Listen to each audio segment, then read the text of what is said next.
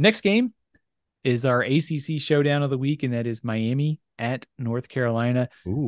We talked a lot already about the debacle last week, and then, of course, the big picture of the ACC earlier in this episode. So I think that's kind of my starting point for this game is it's a key game for positioning within the conference. Florida State's out ahead. Which team is trying to get into second place? This game could tell us a lot. You also have, I think, just the hangover here for Miami. Is there any sort of hangover from the craziness of last week, or do they forget about it, come out here, go to North Carolina, make a statement and win this game? Just in terms of, matchups to watch, I think it's two. I mean, obviously Drake Maye, second, third, fourth best quarterback in college football versus Tyler Van Dyke. Van Dyke's had a very nice year, albeit they played pretty poorly against Georgia Tech. Miami had 5 turnovers. They outgained Georgia Tech by almost 200 yards and still found a way to lose. So that kind of sloppy effort will get you beat by a lot bigger margin than Georgia Tech did. And I think another matchup to watch, North Carolina is 99th in defensive success, stopping the run. Miami leads the ACC in rushing. So there should be a lot of opportunities here for Miami to run the ball, even against an improved North Carolina defense.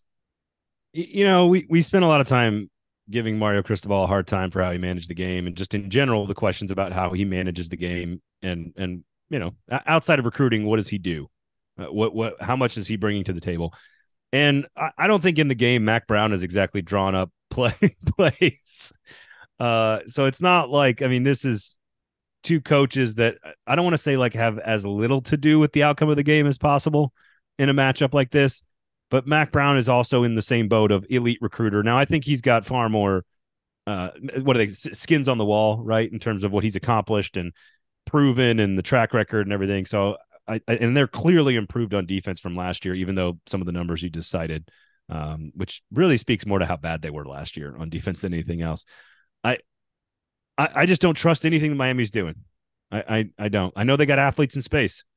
Where were they last week? I just don't trust them. They moved the ball. They just turned it over, and they didn't finish drives very well. That's true. No, you're right. You're right. I was dozing in and out of that game. but no, in fairness, I think you bring up a good point. This is a game where you have two offenses that are probably going to score. They're going to move the ball. So who finishes drives better, as silly as that or simplistic as that might sound, is probably going to play a pretty big role in this game. Because if you're Miami, you have 3 turnovers and North Carolina has none. You're kicking field goals and North Carolina scoring touchdowns. Yep. That could be, because this game could be 38, 34, 31, 30, something like that. So I think finishing drives, you got 2 great quarterbacks, plenty of weapons for both teams. Miami's offensive line's been awesome this year.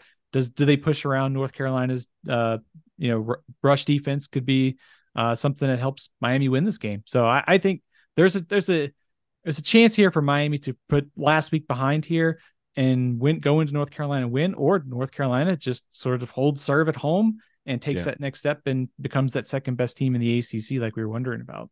The 2 visuals I have of Tyler Van Dyke are him just torching Texas A&M secondary and then looking completely befuddled last week.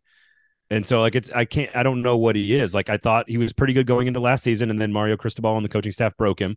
And then he came back this year and looked great. And then they did what they did last week. So I don't know. I do agree that the offensive line for Miami is significantly improved, and that has been the driving force for all their success this year. So that should be something that they lean on against a North Carolina team that's, while improved on defense, still not one of the better defensive teams in the country. So I like North Carolina. They're at home. I like their quarterback a little bit better. I like their coach a little bit better.